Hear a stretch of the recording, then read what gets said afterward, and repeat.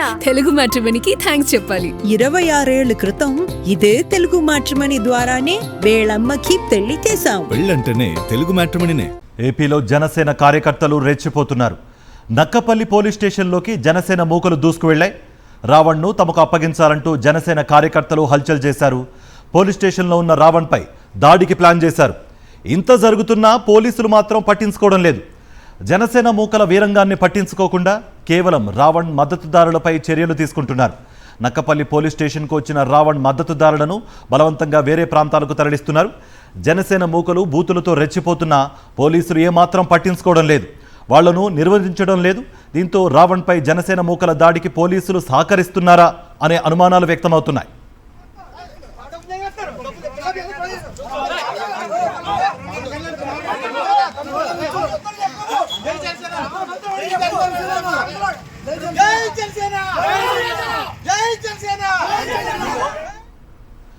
నిన్న ఇనగుదురు police station పైన దాడికి తెగబడ్డారు జనసేన కార్యకర్తలు. పోలీస్ స్టేషన్ గోడలు దూకి మరీ వీరంగం సృష్టించారు. ఇప్పుడు నక్కపల్లి పోలీస్ స్టేషన్ పై దాడికి దిగారు జనసేన కార్యకర్తలు.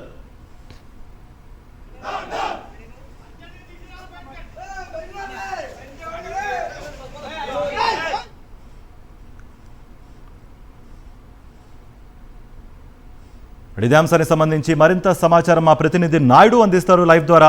నాయుడు, నిన్న ఇనగుదూరులో కూడా సేమ్ సిచ్యువేషన్ రిపీట్ అయింది.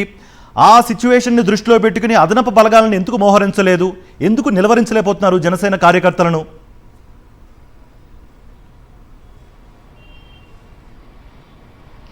కార్తిక్, పోలీసుల వ్యవహార శైలిని చూస్తే రావణ్పై జనసేన శ్రేణులు దాడి చేయడానికి పోలీసులే సహకరిస్తున్నారా అనే అనుమానాలు బలపడుతున్నాయి. నిన్న ఇనగదూరులో పోలీస్ స్టేషన్ మీద జనసేన శ్రేణులు దాడి చేశాయి. అలాగే గోడలు దూకు మరి వెళ్ళి రావణ్పై దాడి చేసేందుకు సిద్ధమయ్యారు. నిన్న జరిగిన పరిస్థితులను దృష్టిలో పెట్టుకొని ఈరోజు పాయిక్రాపేట నియోజకవర్గం నక్కపల్లి పోలీస్ స్టేషన్ పరిధిలో భారీగా భద్రతను పెడతారని చెప్పి రావణ్ మద్దతుదారులంతా కూడా భావించారు. అయితే అటువంటి పరిస్థితి ఏమీ కనిపించలేదు. పెద్ద సంఖ్యలో జనసేన కార్యకర్తలంతా కూడా నక్కపల్లి పోలీస్ స్టేషన్ వైపు దూసుకువచ్చారు. పోలీస్ స్టేషన్ లోపలికి వెళ్లేందుకు ప్రయత్నించారు. రావణ్ విచారణ జరుగుతున్న సమయంలో ఆయనపై దాడి చేసేందుకు కూడా ప్రయత్నించారు. నిన్న జరిగిన పరిణామాలను దృష్టిలో పెట్టుకొని భద్రతను పెంచాల్సిన పోలీసులే తక్కువ భద్రతను పెట్టడం, పెద్ద సంఖ్యలో జనసేన కార్యకర్తలంతా కూడా పోలీస్ స్టేషన్ పైకి దూసుకు వస్తుంటే పోలీసులు ఎలాంటి చర్యలు తీసుకోకపోవడంపై పలు అనుమానాలకు తావేస్తుంది. ప్రభుత్వ పెద్దల కనుసన్నల్లోనే ఇదంతా జరుగుతుంది. రావణ్ మీద ఉద్దేశపూర్వకంగానే తప్పుడు కేసులు పెట్టడం, ఆయన మీద దాడులు చేయించడము, అలాగే ఆయన మీద గుడ్లు విసరడం వంటి కార్యక్రమాలన్నీ కూడా ప్రభుత్వ పెద్దల డైరెక్షన్లోనే జరుగుతున్నాయి. దీనికి పోలీసులు పూర్తిగా సహకరిస్తున్నారు. చట్టాన్ని కాపాడాల్సిన పోలీసులు ప్రభుత్వానికి తొత్తులుగా మారుతున్నారు. జనసేన కార్యకర్తలకు ఒక విధంగా వ్యవహరిస్తున్నారు, అలాగే రావణ మద్దతుదారుల పట్ల మరో విధంగా వ్యవహరిస్తున్నారనే అభిప్రాయం కూడా వ్యక్తమవుతుంది. పెద్ద సంఖ్యలో జనసేనకు సంబంధించిన కార్యకర్తలంతా పోలీస్ స్టేషన్లోకి దూసుకువచ్చి రావణ్కు వ్యతిరేకంగా నినాదాలు చేస్తున్నారు. మరోవైపు రావణ మద్దతుదారులు పోలీస్ స్టేషన్కు వచ్చి ఆయన పరిస్థితి ఏ విధంగా ఉంది తెలుసుకునేందుకు కూడా అడిగిన పోలీసులు ఎలాంటి సమాచారం ఇవ్వలేదు. పైపెచ్చి వారు ఆ చుట్టుపక్కల ఉండకుండా పోలీసులే బలవంతంగా వారిని తీసుకెళ్లేందుకు బలవంతంగా తీసుకుపోయి కార్లు ఎక్కించి అక్కడి నుండి వేరే ప్రాంతాలకు తరలిస్తున్నారు. వారిని ఎక్కడ తీసుకెళ్తున్నారో కూడా తెలియని పరిస్థితి అయితే నెలకొంది.